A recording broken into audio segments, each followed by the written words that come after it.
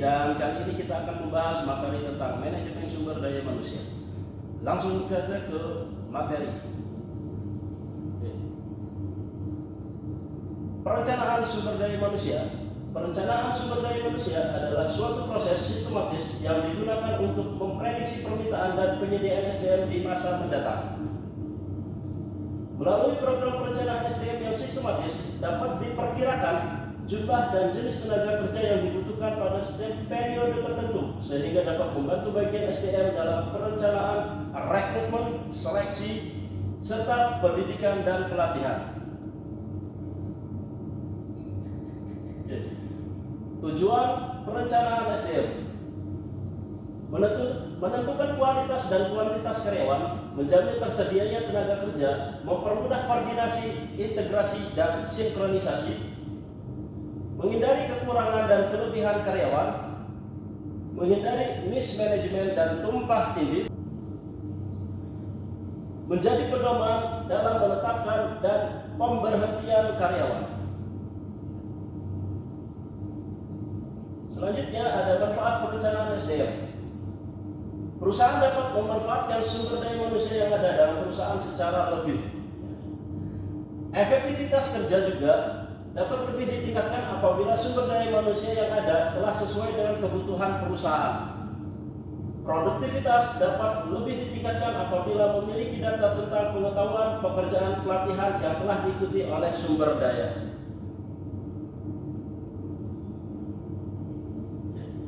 Pentingnya perencanaan SDM.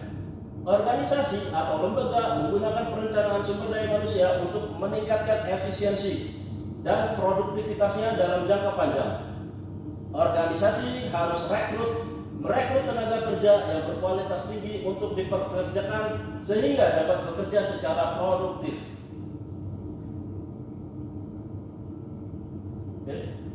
Proses perencanaan SDM. Yang pertama ada prosedur perencanaan SDM, menetapkan secara jelas kualitas dan kuantitas SDM yang dibutuhkan, mengumpulkan data dan informasi tentang SDM, mengelompokkan data dan informasi serta menganalisinya, menetapkan beberapa alternatif, menginformasikan rencana kepada para karyawan untuk direalisasikan.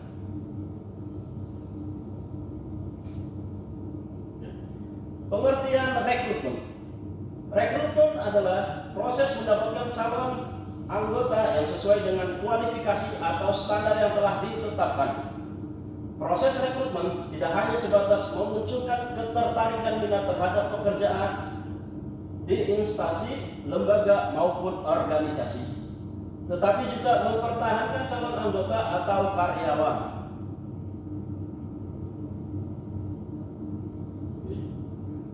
Dasar dan sumber rekrutmen. Dasar rekrutmen, suatu organisasi kerja publik atau privat memerlukan sebuah tenaga kerja dalam usaha mewujudkan eksistensinya yang terarah untuk mencapai tujuannya. Tenaga kerja atau yang lebih dikenal dengan istilah pegawai berfungsi sebagai pelaksana pekerjaan yang menjadi tugas pokok pada organisasi tersebut. Sumber rekrutmen. Sumber-sumber rekrutmen adalah pelamar langsung, lamaran tertulis, lamaran berdasarkan informasi orang lain, jalur iklan, perusahaan penempatan tenaga kerja, perusahaan pencari tenaga kerja, profesional, lembaga pendidikan, organisasi profesi, serikat pekerja, dan melalui balai latihan kerja milik pemerintah.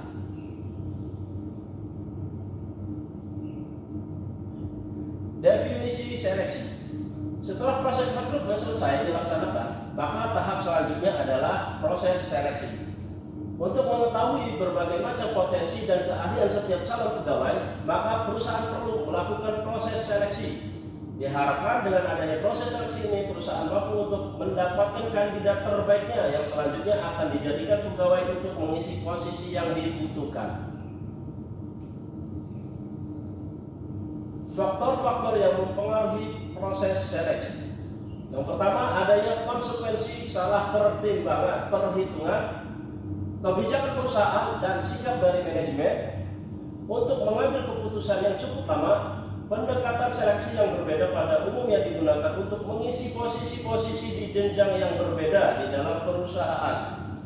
Sektor ekonomi di mana individu akan dipilih baik swasta, pemerintah, atau nirlaba dapat mempengaruhi proses seleksi. Penempatan kerja, kebijaksanaan sumber daya manusia untuk menentukan posisi jabatan seseorang sesuai dengan kemampuan yang dimilikinya agar dapat melaksanakan pekerjaannya dalam suatu jabatan secara efektif dan efisien. Tujuan penempatan kerja adalah menempatkan karyawan sebagai unsur pelaksanaan pekerjaan pada posisi yang sesuai dengan 4 kriteria, yaitu pengetahuan, kemampuan, kecakapan, dan keahlian. Proses pelatihan dan pengembangan.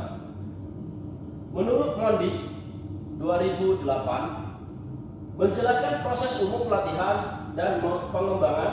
Pertama, organisasi harus menentukan kebutuhan pelatihan spesifikasinya.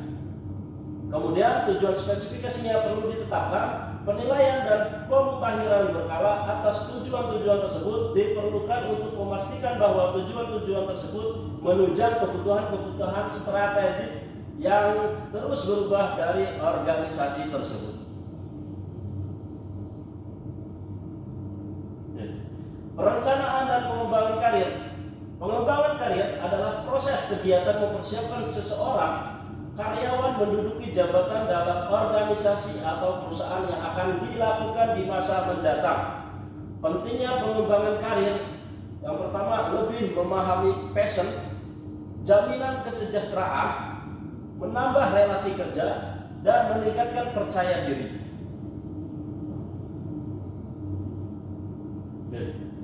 Bentuk pengembangan karir. Yang pertama ada pendidikan dan pelatihan, promosi dan mutasi.